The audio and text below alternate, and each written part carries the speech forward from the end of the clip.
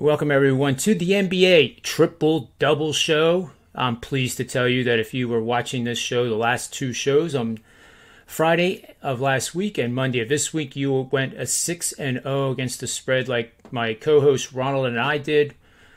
Not to mention, I had a college basketball show. I humbly state went 3-0 last night. And the NFL show on SportsMemo TV, the same channel. They are 5-1 as a panel the last 2 weeks, so things are really starting to kick some butt. Let's try to get this thing to 9-0. I'm going to start things off here with the Philadelphia 76ers, who opened as 6-point road favorites. They're currently 6th in the Eastern Conference. They're traveling to the Spectrum Center, which means they're taking on the Charlotte Hornets, who are 14-12 straight up. They're 7th in the Eastern Conference. So this is a matchup of 6th and 7th best teams in the conference. I don't think that's how it's going to end at the end of the year. As long as Joel Embiid stays healthy and Tobias Harris does the same, the Sixers will steadily climb up the leaderboard in the standings. ATS-wise, the Sixers are 11-12 with one push. The Hornets are 15-11. The over-under 16-10 for the Hornets because recently they have forgotten how to play defense, Ronald. It is abysmal. The last 3 games, they've gone over the total by, get this, 94.5 points in 3 games. So their defensive-minded is completely absent right now. And I think you know where I'm going to go with this. The Sixers are 14-9 to the under for the season. But recently now the whole NBA trend has switched to the over. We remember back in October it was 65% blindly betting the under.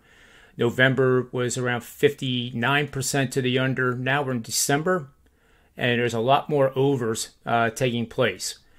Points per game, Charlotte's the number 1 offense in the league, 115.8. The Sixers are 18th, middle of the road at 107. But a big advantage with Philadelphia in the defensive end, 105.9, ranking 11th.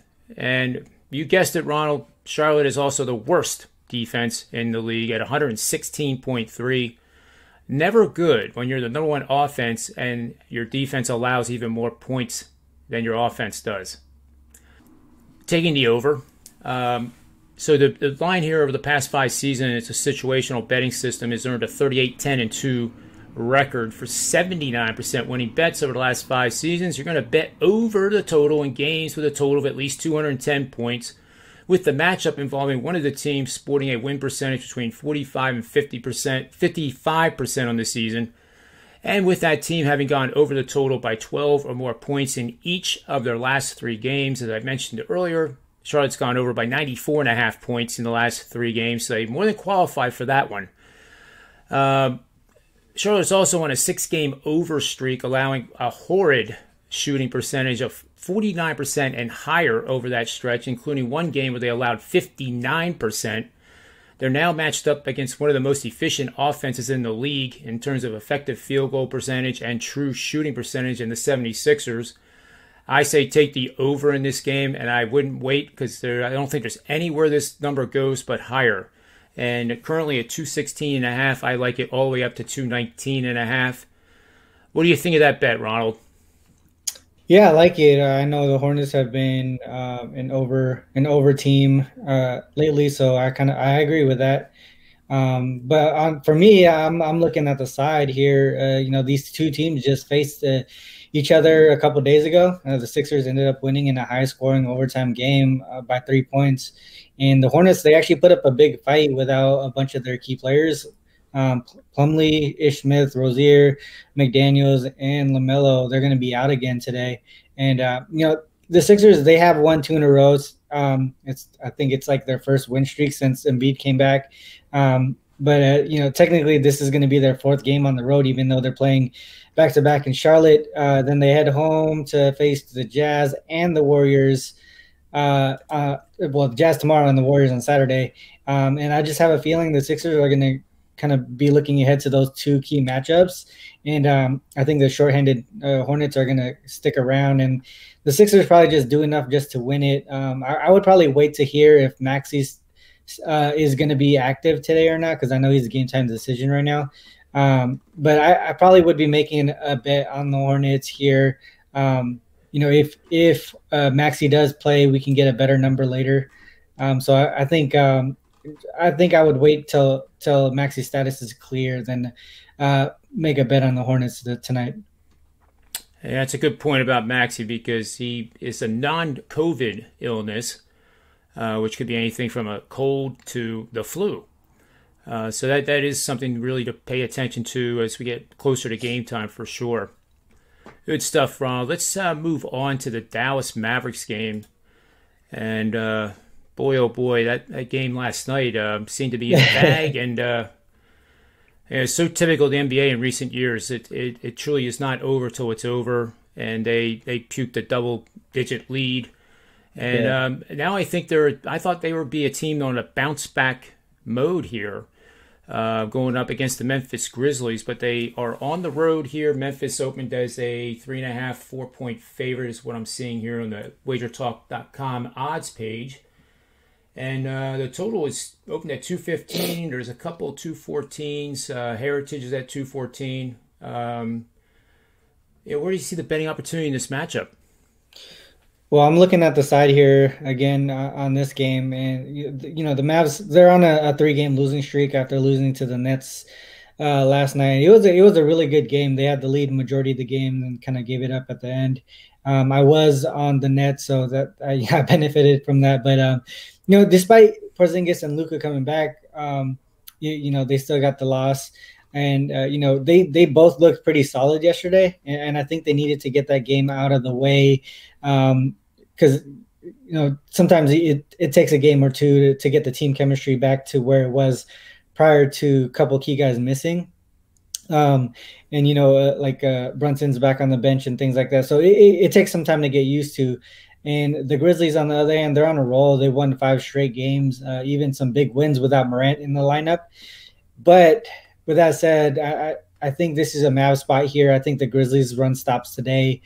Their offensive efficiency has dipped in 3 straight games, and they're still shorthanded.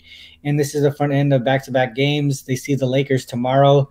Not to mention, this is also a revenge spot for the Mavs. The Grizzlies beat a Mavs team without KP and Luka last Saturday in Dallas. So I'm likely going to take the Mavs tonight.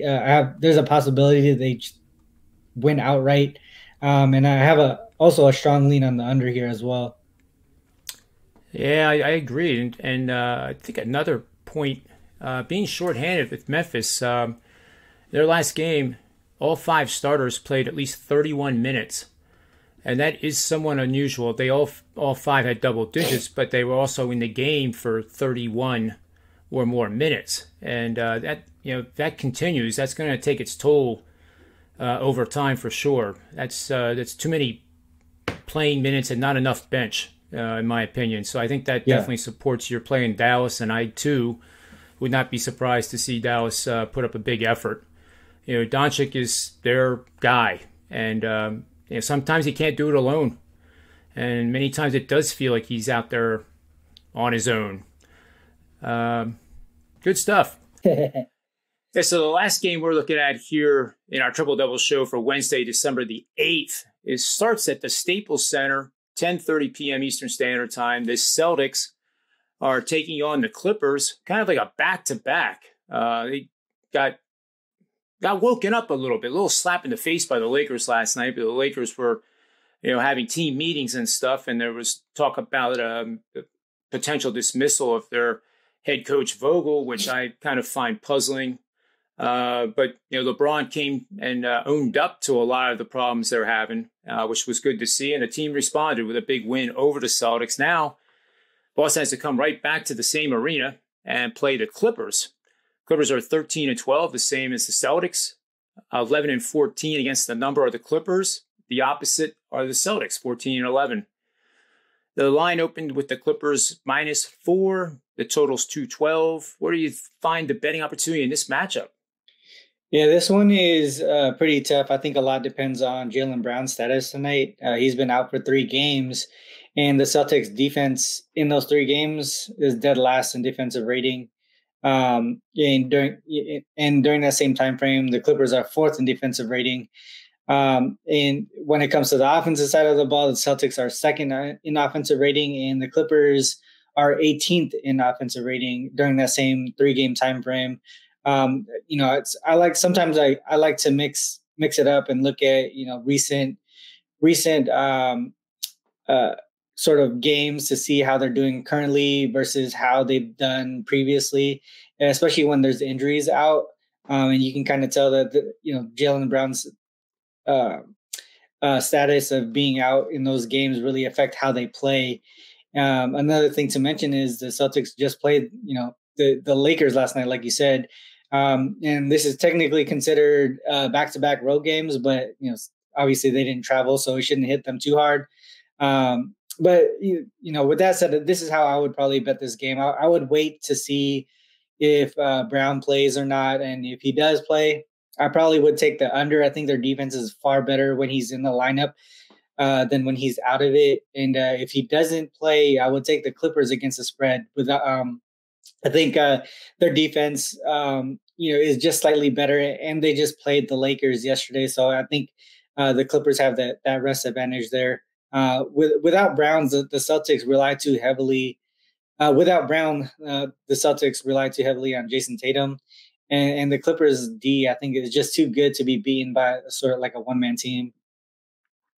Yeah, I see it. It's good stuff, Ronald. Do you find any actionable information from the fact that Boston's won the last 3 against the Clippers? Is that any advantage in your eyes? I really for me, I think it's a little bit different just because of who's in the lineup. It really depends if Jaylen Brown plays or not, and that's kind of like why I said I would go with the total if he plays, and I would go on the spread if he doesn't play. I think that kind of goes with it. I'm not too sure if Jaylen Brown's status of those previous games where they won 3 in a row or not, but that's kind of why I lean that way. Sort of like how I was thinking about the spread without him and the total with him. Yeah, I think that's wise strategy, and we can always do my pre-flop 50%. If people listening, you think that Brown is going to play, you can bet 50% accordingly. Or if you don't think he's going to suit up, because it is a conditioning injury is what is listed as. So it sounds like the hamstring's getting better, but if you don't know this, hamstrings are very tough to heal 100%. They take forever. Hamstring and a groin injury, high ankle sprain, those would probably be the top 3 off the top of my head that are the toughest injuries for these guys to heal from. So, that's obviously the key to this game. Do you think that if Brown plays, the total will move at all, Ronald? I do think the total will move, and if I'm correct, I think it would probably go lower based off of just how much better their defense would be when he's playing.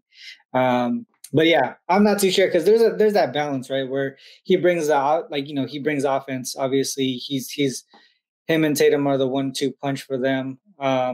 But at the same time, he's probably their best perimeter defender, and that could limit Paul George. So there's a balance there, but I hope if he does play, I'm assuming it would go lower. Yeah, I think so too. That's good stuff. I always like it when I'm on the same side as you, because obviously you were number 1 at SportsMemo last year, making over 80 units. So I don't mind saying that I tail somebody, and that's what these shows are all about, folks. You learn from talking to people. You can't do this in a vacuum. You can't do anything in this world in a vacuum unless you're selling Hoovers. Haha. But seriously, this is what makes all of us much, much more informative and astute bettors for sure. So that'll take us to the end of the show. Ronald, last but not least, you are on an 8-1 run, 8-0 run right now in the NBA, and 15-3, folks, for 83.3% against the spread winners. If you make one decision today, go over and get a 30-day. Don't get one play, get 30 days. That's a test drive. Okay, one play, either one of us could win or lose. Last night happened to be pretty good on the videos, but take my advice and go over and get a 30-day subscription from Ronald, and I promise you, you will not be disappointed. So, Ronald, thank you for your time. And on behalf of Ronald, myself, the Triple Double NBA show, powered by SportsMemo TV, may all the wins be yours. Best of luck to all of you tonight.